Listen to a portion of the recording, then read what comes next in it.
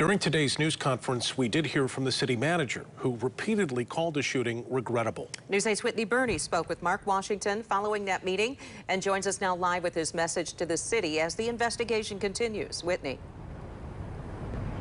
Brian and Sue, Mark Washington was the first voice that we heard from during that press conference this afternoon, followed by someone from the Office of Oversight and Public Accountability. Both city officials saying how tragic any situation is when someone loses their life, but particularly when it's a black person and by the hands of law enforcement. Washington says he believes the release of video today will shed more light on what happened on April 4th, as many rumors and questions remain in the community. Washington says this is an emotional day for many and offered his condolences to the Lyoya family. To the parents, I had a chance to meet them at the earlier community forum that we had this past Sunday, and my heart grieves because yet again, as I mentioned earlier, this is another African-American man that has lost his life at the expense of utilizing lethal force by law enforcement, and that's very regrettable, more so that it's happening in our city.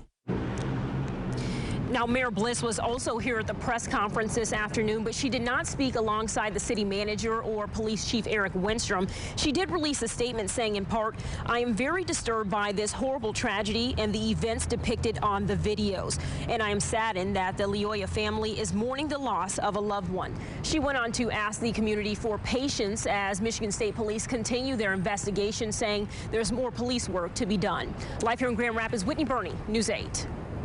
All right, Whitney, thank you for that recap. Response from elected officials started coming in quickly after the video was shown to the public for the first time. Political reporter Rick Albin joins us from the newsroom with what some lawmakers are saying. Rick? Well, Brian and Sue, the overwhelming sentiment is that more needs to be done to prevent shootings like this one and others that we have seen around the country over the past few years from happening. State Representative David LeGrand from Grand Rapids issued a statement that said in part, quote, "Our community deserves public safety that keeps everyone safe, and proportionate response is critical to public safety. We need better policy for responding to nonviolent offenses and policies that ensure that police officers do not respond alone when backup is available. I'm committed to working for justice for everyone in our city and our state. I've devoted my life to it.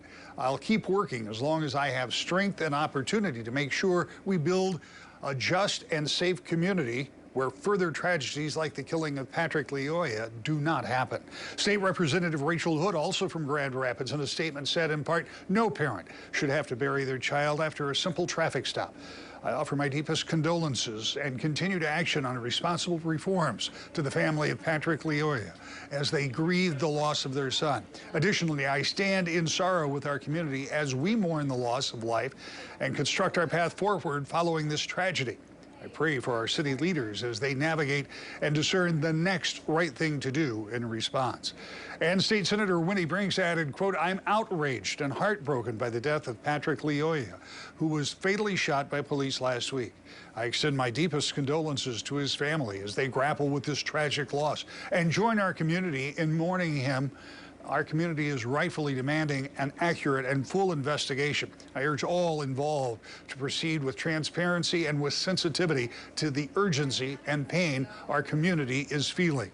I've been in touch with local faith leaders and others to offer my support and will continue to stay in contact with them as we work through this together.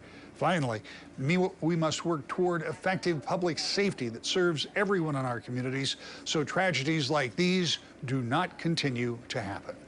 Governor Whitmer also sent out a release after the video was shown, and you can see all of those statements in full at woodtv.com. Brian?